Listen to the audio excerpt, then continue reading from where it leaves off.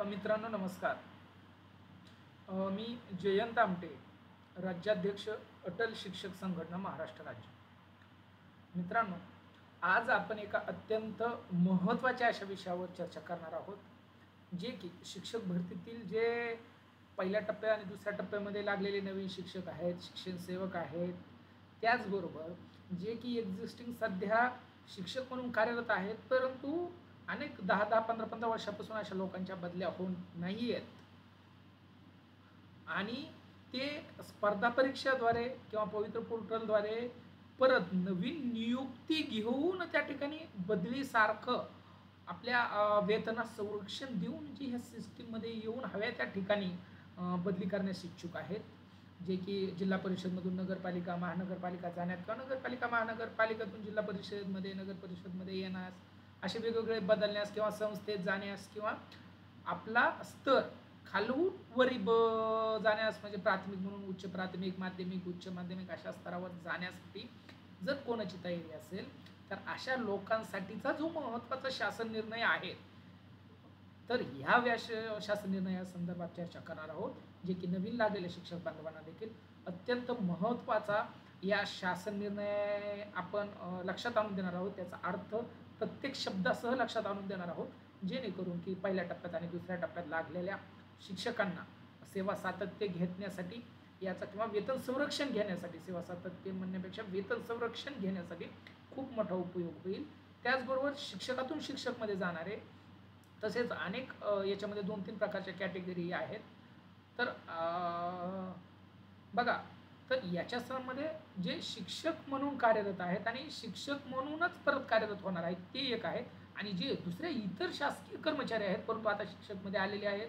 त्याचबरोबर काही असेही प्रकार आहे की जे विनाअनुदानित तत्त्वावर काम करतात परंतु आणि ते आता अनुदानित किंवा 100% जिल्हा परिषद, नगरपालिका, महानगरपालिका किंवा संस्थेवर त्या अनुदानितवर लागलेले आहेत. तर अशा सगळ्यांना नक्की हा शासन निर्णय कसा कोणाला उपयोगी पडू शकतो, कोणाला उपयोगी पडणार नाही, किंवा ज्यांना उपयोगी पडणार नाही त्यांच्यासाठी पर्याय व्यवस्था आपल्याला काय करता येईल या संदर्भाचा एक थोडक्यात आढावा आपण आजच्या या शासन निर्णयाच्या माध्यमातून या ठिकाणी घेणार आहोत.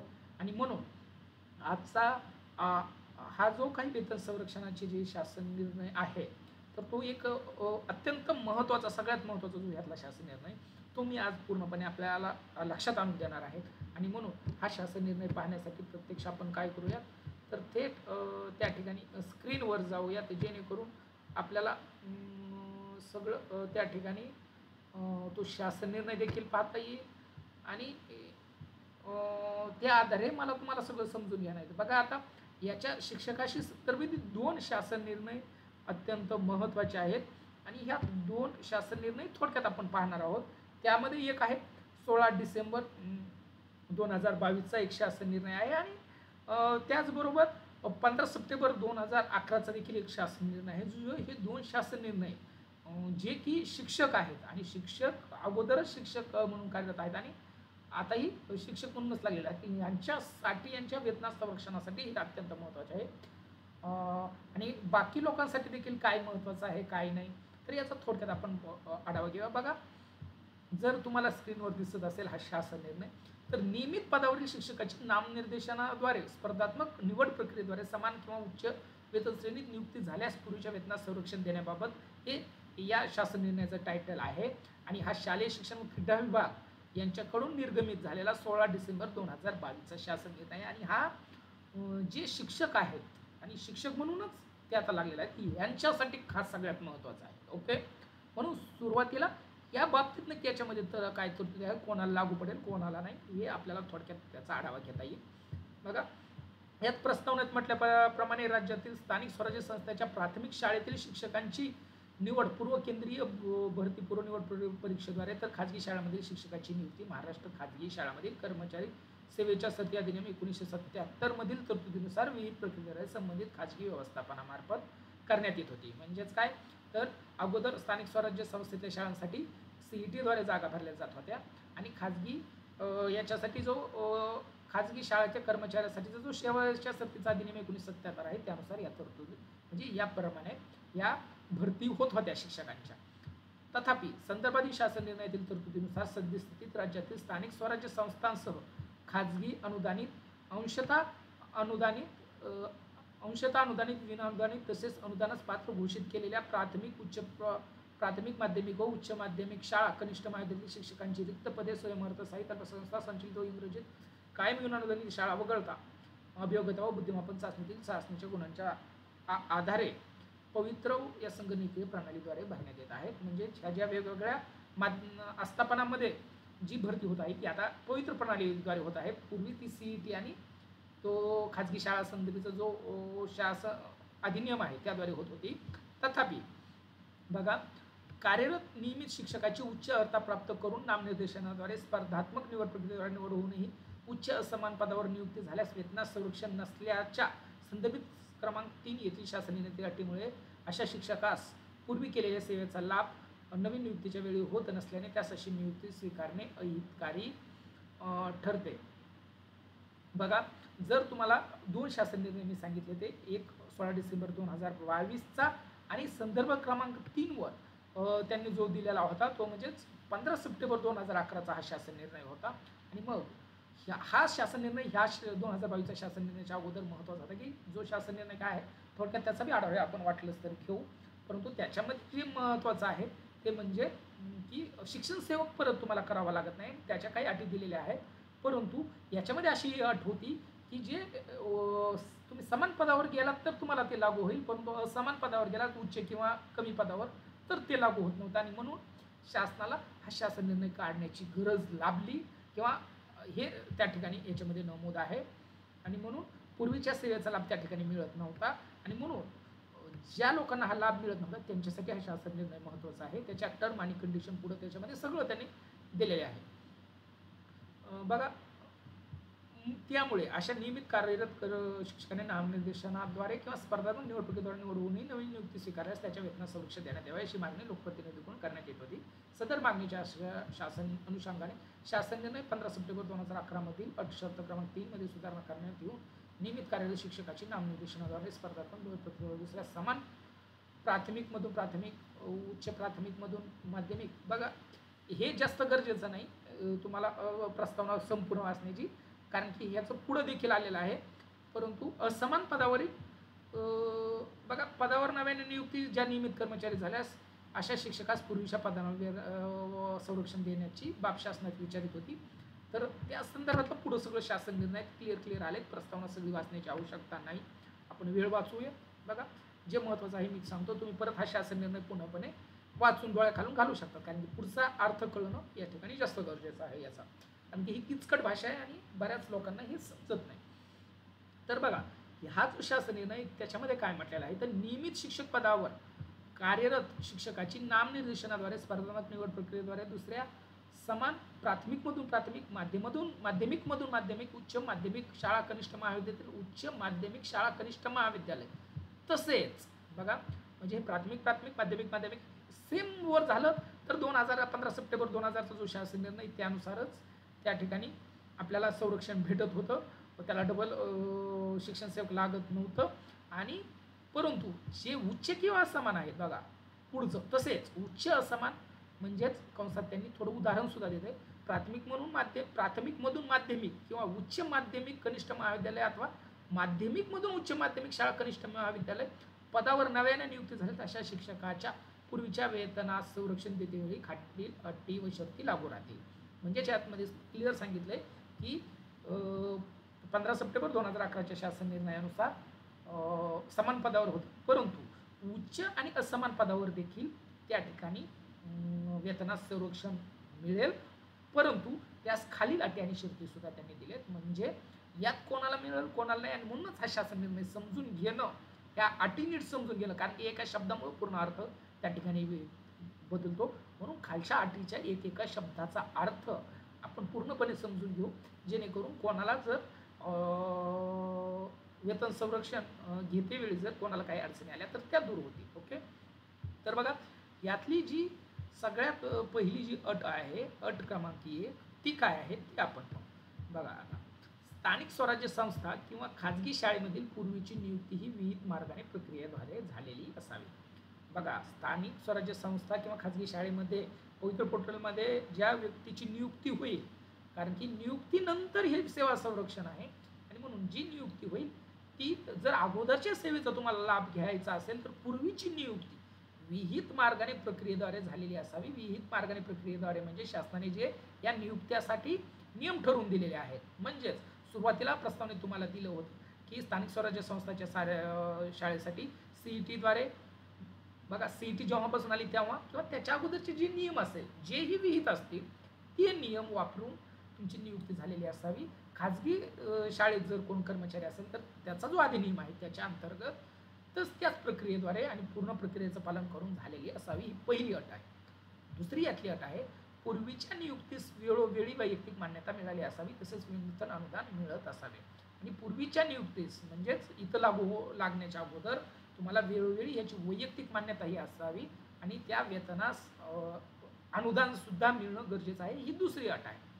बघा, आता तिसरी जी अट आहे तर ती म्हणजे पूर्वीची नियुक्ती विहित मार्गाने प्रक्रियेद्वारे झालेली नसल्यास, बघा ज्यांची झालेली नाही त्यांच्यासाठी काय दिलंय उपनियम, तो देखील लक्षात घ्या की जर अशी झाली नसेल तर नियमित वेतन श्रेणीमध्ये कार्यरत शिक्षकाची नव्याने नियुक्ती झाल्यास त्याच्या पूर्वीच्या वेतनास संरक्षण मिळणार नाही. बघा, हे खूप महत्त्वाचं वर्डिंग आहे.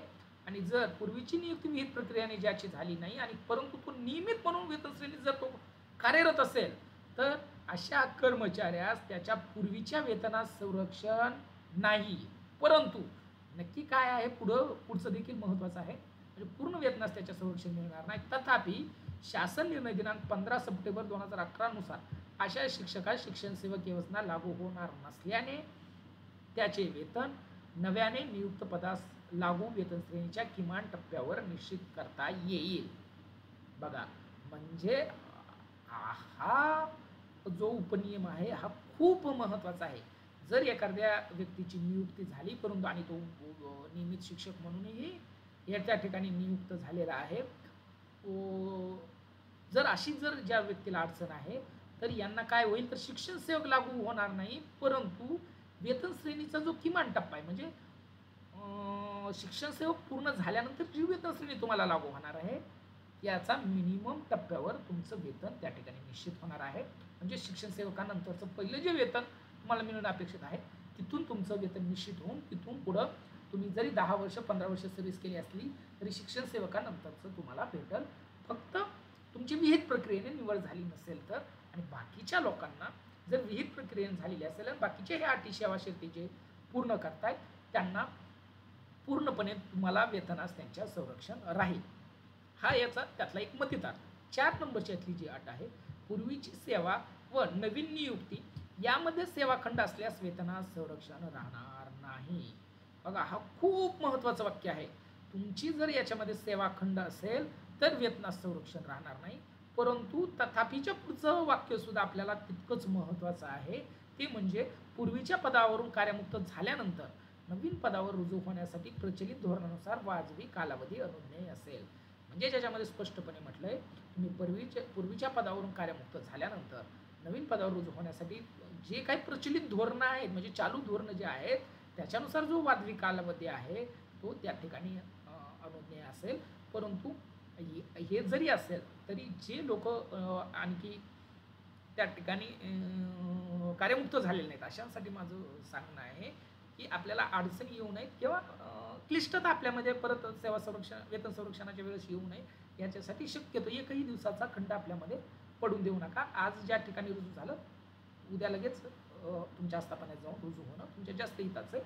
परंतु तरीही कार्यमुक्त झाल्यानंतर नवीन पदावर जो प्रचलित धोरणानुसार जो कालावधी आहे तो त्या ठिकाणी अनुज्ञेय असेल असं त्या ठिकाणी स्पष्टपणे म्हटलंय. मग याचे आणखी शासन निर्णय प्रचलित धोरण वगैरे त्याचे शासन निर्णय आपल्याला पाहून आणखी त्याचे अर्थ लावावे लागतील. त्याच्यामध्ये बरेच वेगवेगळे आहेत. आत्ताच मी तुमच्याविषयी त्याच्याविषयी चर्चा करणार नाही. जर कोणाला अडचण पडली तर त्या वेळेस आपण त्याच्यावर चर्चा करू. परंतु कोणीही एवढं लक्षात ठेवा की सेवेमध्ये शक्यतो खंड पडू देऊ नका. ओके. 5 नंबरची अट आहे, समान तसेच उच्च पदावरील बदलीसाठी वेतन संरक्षण लागू राहणार नाही. बघा, ही सगळ्यात लोकाला कन्फ्यूज करणारी गोष्ट आहे, कारण की या संदर्भात खूप लोकांचे प्रयत्न आले परंतु चुकीची धारणा त्या ठिकाणी बनते. बघा याच्यामध्ये काय सांगितलंय, समान तसेच उच्च पदावरील बदलीसाठी वेतन संरक्षण लागू होणार नाही। या शासन निर्णयानुसार जर तुम्ही समान पदावर जर कुठं एका जागेवरून दुसरीकडे बदली करीत असाल तर त्या बदलीसाठी या शासन निर्णयानुसार वेतन तुम्हाला लागू होणार नाही, परंतु नवीन नियुक्तीसाठी ते लागू राहील। बदलीसाठी म्हटले, हा शब्द सगळ्यांनी वर्ड लक्षात ठेवा। ओके, त्याच्यानंतर जो पुढचा मुद्दा आहे तो म्हणजे मुद्दा क्रमांक 6। बघा तो आहे की अन्य व्यवस्थापनाकडे निवड झालेल्या नवीन पदाची व पूर्वीच्या व्यवस्थापनावरील पदाची वेतन श्रेणी समान असल्यास कर्मचाऱ्यास पूर्वीच्या पदावरील सेवा ज्येष्ठता लागू होणार नाही। बघा म्हणजे जर तुमचे अन्य आता नवीन झालेली नियुक्ती आणि पूर्वीच्या व्यवस्थापन पदाची वेतन श्रेणी जर तुमची एकच असेल, बदललेली नसेल, तर त्या कर्मचाऱ्यास पूर्वीच्या पदावरील सेवा ज्येष्ठता लागू होणार नाही। तथापि पूर्वीच्या पदावरील सेवा ग्राह्य धरून वरिष्ठ निवड श्रेणीचे लाभ देय होतील। बघा वेतन संरक्षण तुम्हाला भेटेल, इथं फक्त हे जे वाक्य इथं सुद्धा बऱ्याच लोकांचा गोंधळ होतो की त्यांना वाटतं की तुम्हाला त्या ठिकाणी आपल्याला वेतन संरक्षण मिळणार नाही, परंतु हा जो विषय आहे तो सेवा ज्येष्ठतेचा आहे आणि ही सेवा ज्येष्ठता एका शिक्षकाची एका आस्थापनातून दुसऱ्या आस्थापनात बदली झाल्यानंतर देखील त्या ठिकाणी सेवा ज्येष्ठता तो गमावतो। त्याचप्रमाणे जरी तुमची निवड त्याच वेतन श्रेणीवर जर झाली दुसऱ्या याच्यात तर तुमची सेवा ज्येष्ठता त्या ठिकाणी लागू होणार नाही। तसेच पूर्वीच्या पदावर, परंतु तथापिच्या पुढचं हे महत्त्वाचं आहे की पूर्वीच्या पदावरील सेवा ग्राह्य धरून वरिष्ठ निवड श्रेणीचे तुमचे लाभ देय होतील। म्हणजे पूर्वीचे सेवा तुमची 10 वर्ष झाली आणि इकडे शिक्षकांना 12 वर्षानंतर वेतन श्रेणी, तर 2 वर्षानंतरच तुम्हाला वरिष्ठ वेतन श्रेणीसाठी तुम्ही पात्र होऊ शकता किंवा निवड श्रेणी 24 वर्षानंतर दिली जाते त्याच्या बाबतीत देखील, तर तो लाभ तुम्हाला देय होतील। 7 नंबरचा मुद्दा आहे की एका व्यवस्थापनाकडून अन्य व्यवस्थापनाकडे उच्च वेतन श्रेणीतील पदावर नव्याने नियुक्ती झाल्यास शिक्षकास उच्च वेतन श्रेणीतील नवीन पदाच्या सेवाशर्ती तसेच सेवा ज्येष्ठता लागू होईल। त्यामुळे पूर्वीच्या पदावरील सेवा वरिष्ठ निवड श्रेणीच्या लाभासाठी ग्राह्य होणार नाही। हा एक महत्त्वाचा आहे की जर दुसऱ्या व्यवस्थापनाकडे जाताना तुमची उच्च वेतन श्रेणीतील पदावर जर नव्याने नियुक्ती झाली तर अशा शिक्षकास उच्च वेतन श्रेणीतील जे नवीन पदाच्या सेवाशर्ती तुम्हाला लागू होतील तसेच सेवा ज्येष्ठता सुद्धा तुम्हाला उच्च वेतन श्रेणी तरच लागू होईल, जुनी नाही। काय सांगितलं, नवीन पदाच्या सेवाशर्ती आणि सेवा ज्येष्ठता तसेच म्हणजे आणि सेवा ज्येष्ठता लागू होईल। म्हणजे पूर्वीची सेवा ज्येष्ठता तुम्हाला लागू होणार नाही आणि तुम्हाला सेवाशर्ती देखील नवीन पदाच्या लागू होतील आणि त्यामुळे पूर्वीच्या पदावरील सेवा वरिष्ठ निवड श्रेणीच्या लाभासाठी तुम्हाला त्या ठिकाणी ग्राह्य होणार नाही। बघा तुमची सेवा ज्येष्ठता नवीन त्या ठिकाणी बनणार असल्यामुळे त्या पदाची तुम्हाला पूर्वीची वरिष्ठ निवड श्रेणीसाठी सुद्धा हे लाभ त्या ठिकाणी ग्राह्य होणार नाहीत, ही लक्षात घ्यावा।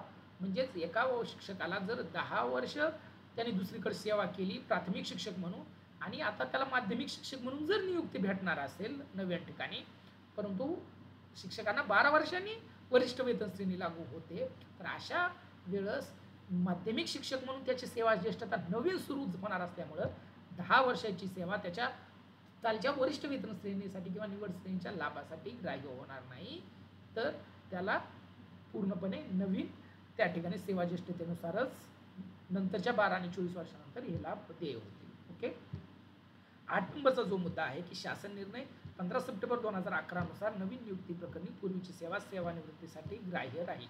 आणि जो पूर्वीच्या निर्णयात आहे की नवीन नियुक्ती जरी असेल तर पूर्वीची सेवा तुमच्या सेवानिवृत्ती वेतन जे आहे त्याच्यासाठी पूर्वीचं हे सेवाग्राह्य धरून तुमचं निश्चित केलं जाईल। 9वा जो मुद्दा आहे तो म्हणजे पवित्र प्रणालीमार्फत नव्याने शिक्षण सेवकपदी निवड होऊन रुजू झालेल्या वेतन अनुदान प्राप्त नियमित शिक्षकाच्या वेतन संरक्षणास मान्यता देण्याची कार्यवाही शिक्षण अधिकारी यांच्याकडून करण्यात येईल। सदर कार्यवाही होईपर्यंत संबंधित सदर पदांचे मूळ वेतन देय राहील। बघा आणि मग हे जे पवित्र प्रणालीमार्फत नव्याने शिक्षण सेवक म्हणून जे रुजू झालेले वेतन अनुदान घेणारे जे नियमित शिक्षक आहेत यांना शिक्षण सेवक म्हणून यांच्या वेतनात संरक्षण देण्याची मान्यता कोणी करायची आहे तर त्या जिल्ह्यातील जे जिल्हा परिषदचे शिक्षण अधिकारी असतील यांच्याकडून त्या ठिकाणी ही मान्यता देण्याची कार्यवाही करण्यात येणार आहे आणि सदरील कार्यवाही होईपर्यंत संबंधित सदर पदांचे मूळ वेतन देय राहील. ओके, तर ही गोष्ट त्या ठिकाणी आपण सगळ्यांनी लक्षात घेणं गरजेचं आहे. आणि 10 नंबरचा मुद्दा जो आहे तो म्हणजेच सदर पदावरील नियुक्ती ही नवीन नियुक्ती असल्याने वेतनात संरक्षण देण्यात आले तरी नियमानुसार परिवीक्षाधीन कालावधी लागू राहील. म्हणजेच काय, परिवीक्षाधीन कालावधी म्हणजे शिक्षण सेवक नाही, तर परिवीक्षाधीन कालावधी म्हणजे काय, याच्यामध्ये देखील खूप लोकांचे संभ्रम होतात आणि खूप चुकीचे अर्थ या ठिकाणी लोक लावतात की लोकांना वाटतं की शिक्षण सेवक देखील तुम्हाला 3 वर्ष राहणार आहे. तर परिवीक्षाधीन कालावधी आणि शिक्षण दोन्हीही वेगवेगळ्या गोष्टी आहेत. तर परिवीक्षाधीन म्हणजे काय, तर त्या परिवीक्षाधीन कालावधीमध्ये तुमच्यावर काही बंधनं लादलेली असतात की तुम्ही काही चुकीचं केलं तर तुम्हाला म्हणजे तेवढं संरक्षण नियमित शिक्षकात जेवढं संरक्षण असतं त्याच्या सेवेस तेवढं संरक्षण ह्या कालावधीत नसतं आणि म्हणून ह्या परिवीक्षाधीन कालावधीतले नियम थोडे काटेकोरपणे असतात. तर या काटेकोर नियमासाठीचे जे काही नियम आहेत तुमच्या याला दिलेले तर ते तुम्हाला लागू राहतील असं शेवटच्या अटीमध्ये त्यांनी सांगितलं आहे. आणि ह्या 10 अटी सर्वसाधारणपणे त्या त्या परिस्थितीनुसार जे पूर्ण करतील त्यांना किंवा ज्यांना ज्या अटी लागू होतील त्यानुसार जे पूर्ण करतील तर अशाला पूर्णपणे त्या ठिकाणी वेतन संरक्षण देय होईल. किंवा ती दुसऱ्या तिसऱ्या मुद्द्यात काहीतरी त्या ठिकाणी आलं होतं की त्यांना फक्त शिक्षण सेवकानंतरचं पूर्ण वेतन त्या ठिकाणी म्हणजे सुरुवातीचं वेतन त्या ठिकाणी देय होईल. ओके, तर त्या अनुषंगाने त्याचा अर्थ घ्या. आणि यातला जो मेन मुद्दा 2 आहे तर सदरचा शासन निर्णय मान्यता वगैरे आणि तिसऱ्या मुद्द्यामध्ये त्यांचा काय संकेतांक क्रमांक वगैरे दिलाय ते जास्त वाचण्याची आवश्यकता नाही. म्हणून हा शासन निर्णय सगळ्यात महत्त्वाचा आहे. त्याचबरोबर जो 15 सप्टेंबरचा 2011चा शासन निर्णय आहे याच्यामध्ये थोडक्यात महत्त्वाचंच मी तुम्हाला सांगतो कारण की खूप लॉंग व्हिडिओ नको बनवायचा. गरज असेल तर आपण नंतर याच्यावर स्वतंत्र व्हिडिओ बनवू. पण बघा याच्यामध्ये काय म्हटलेलं आहे की बघा की शिक्षक पद नियमित बघा ज्या राज्यात प्राथमिक माध्यमिक उच्च माध्यमिक शाळा कनिष्ठ महाविद्यालय अध्यापक विद्यालय शासकीय विद्यानिक समिती शाळा यामध्ये विविध मार्गाने शिक्षण सेवक पदावर नियुक्ती होऊन 3 वर्ष नियमित शिक्षण सेवक पदावर समाधानकारक सेवा पूर्ण करून नियमित शिक्षक पदावर नियुक्ती झालेल्या शिक्षकांना आणि या शाळामधील 100% शासनाकडून स्थानिक स्वराज्याकडून वेतन अनुदान प्राप्त होत असलेल्या नियमित शिक्षकांना बघा हा वर्ड सगळ्यात महत्त्वाचा आहे की ह्या ज्या शाळा दिलेल्या आहेत यातील शिक्षक पदावर जर ज्यांनी 3 वर्षे शिक्षण सेवा पूर्ण केलेला आहे नियमित पदावरील शिक्षकांनी आणि या शाळांमध्ये जर 100% शासनाकडून स्थानिक स्वराज्य वेतन अनुदान ज्यांचं प्राप्त होत आहे तर अशा नियमित शिक्षकांना मग असे शिक्षण सेवक योजनेतून आले का तो असो कोणत्याही योजनेत येऊ द्या परंतु जर त्याने शिक्षण सेवक पूर्ण केलं आहे किंवा तो नियमित शिक्षक आहे शिक्षण सेवक त्याने केलेला असो अथवा नसो परंतु तो जर नियमित शिक्षकाच्या व्याख्येमध्ये येणार असेल आणि 100% दुसरी अट बघा ह्या 2 अटी महत्त्वाच्या आहेत की 100% शासनाकडून किंवा स्थानिक स्वराज्य संस्थांकडून जर वेतन घेत असेल तर या लोकांना अशा नियमित शिक्षकांना विहित मार्गाने नव्याने शिक्षक पदावर नियुक्ती देताना त्यांना शिक्षण सेवक म्हणून नियुक्ती न देता नियमित शिक्षक म्हणून नियुक्ती देण्याचा निर्णय शासनाने घेतला आहे आणि त्याच्या अटी खालीलप्रमाणे आहे. म्हणजे अशा ज्यांनी शिक्षण सेवक पूर्ण केला आहे आणि नियमित शिक्षक आहे तर त्याला बघ आता या संदर्भात थोडे जे लोकांचे आणखी संभ्रम आहेत ते म्हणजे की जे अंशतः अनुदानित आहेत त्यांच्या बाबतीत काय होईल तर अंशतः अनुदानितच्या बाबतीत एक अट ते ठिकाणी पूर्ण करतात की नियमित शिक्षक जर ते योग्य पद्धतीने निवड नियमानुसार निवड त्यांची जर झालेली असेल तर ते नियमित शिक्षकांच्या व्याख्येत येतात. यातले सुद्धा संस्थेतले किंवा अंशतः अनुदानित जे आहेत ते शिक्षक नियमित शिक्षकाची व्याख्येत येतात. परंतु दुसरी जी अट आहे की या शाळांमधील शिक्षकांना शासनाकडून किंवा स्थानिक स्वराज्य संस्थांकडून 100% अनुदान मिळत असावं तर ही अट त्या ठिकाणी पूर्ण होत नसल्याने अंशतः अनुदानितच्या शिक्षकांना हा शासन निर्णय त्या ठिकाणी लागू होत नाही. आणि मग जे नियमित आणि 100% अनुदान घेणारे शिक्षक आहेत त्यांना खालील अटी त्या ठिकाणी लागू राहतील असं सांगितलंय. त्यातली 3 नंबरची अट 2022च्या शासन निर्णयाने बदललेली. तर बघा यातला सुद्धा जो पहिला मुद्दा आहे त्याच्यामध्ये तेच सांगितलं आहे की एखाद्या व्यक्तीने जर त्याची 3 वर्षाचा शिक्षण सेवकाचा कालावधी पूर्ण करून त्याची नियमित पदावर नियुक्ती झालेली असेल अथवा तो शासनाकडून स्थानिक स्वराज्य संस्थांकडून 100% अनुदान प्राप्त नियमित शिक्षक असेल. म्हणजे एकतर त्यांनी एकतर 3 वर्ष नियमित म्हणजे शिक्षण सेवा पूर्ण केलेला असावा किंवा 100% तो अनुदान घेणारा नियमित शिक्षक असेल. अशी बाबत असेल दोन्हीपैकी कोणतंही पूर्ण करणारा, तर अशा व्यक्तीची देखील त्या ठिकाणी त्यांना हा शासन निर्णय लागू असेल. आणि संबंधित शिक्षकाची विविध मार्गाने नव्याने निवड होऊन दुसरी अट, राज्यात प्राथमिक, माध्यमिक, उच्च माध्यमिक शाळा, कनिष्ठ महाविद्यालय, अध्यापक विद्यालय, शासकीय विद्यालय व सैनिक शाळेमध्ये सहाय्यक शिक्षक पदे नियुक्त झाल्याच्या त्याची तत्पूर्वीची सेवा सेवानिवृत्तीसाठी ग्राह्य राहील. सेवानिवृत्तीसाठी सुद्धा त्या ठिकाणी त्यांची सेवा ग्राह्य होईल. आणि तिसरा जो निर्णय होता ज्याच्यात कमतरता असल्यामुळे शासनाला नवीन शासन निर्णय 16 डिसेंबर 2022ला काढावा लागला, तर तो काय होता ते लक्षात घेऊ. याच्यामध्ये सुधारणा केलेली आहे हे लक्षात घ्यावं. आणि ही सुधारणा म्हणजे 16 डिसेंबर 2022चा शासन निर्णय आहे. ओके. तर त्याच्यामध्ये काय होतं, तर अशा नियमित शिक्षकाची प्राथमिक शाळेमधून प्राथमिक शाळेत, माध्यमिक शाळेतून माध्यमिक शाळेत, उच्च माध्यमिक शाळा कनिष्ठ महाविद्यालयातून उच्च शाळा कनिष्ठ महाविद्यालयात, अध्यापक विद्यालयातून अध्यापक विद्यालयात, सैनिकी शाळेतून सैनिकी शाळेत नव्याने नियुक्ती झाल्यास त्यात वेतनास संरक्षण राहील. फक्त कोणाला होतं, समान याच्यामध्ये स्तरावर नियुक्ती झाली तरच ते वेतनास संरक्षण होतं. परंतु अशी नियुक्ती प्राथमिक, माध्यमिकमधून माध्यमिक अशा प्रकारच्या समान पदावर झाली असेल तरच त्यात वेतनास संरक्षण असेल. मात्र प्राथमिकमधून माध्यमिक किंवा उच्च माध्यमिक अथवा माध्यमिकमधून उच्च माध्यमिक शाळा कनिष्ठ महाविद्यालयात अशा वेगळ्या पदावर नियुक्ती झाल्यास वेतनास म्हणजे वेगळ्या स्तरावर नियुक्ती झाल्यास वेतनास संरक्षण नव्हतं असं होतं. आणि याचमुळे ही अट त्या ठिकाणी पूर्णपणे 16 डिसेंबर 2022चा जो पहिल्यांदा आपण शासन निर्णय पाहिला बदललेली आहे. आणि त्या अंतर्गत नवीन नियुक्ती जर ज्या लोकांची जरी उच्च जरी पदावर झाली किंवा असमान पदावर झाली तरी त्या ठिकाणी अशा शिक्षकांना त्या ठिकाणी वेतनास संरक्षण त्या ठिकाणी देण्यात आलेले आहे. ही त्या ठिकाणी दखल घ्यावी.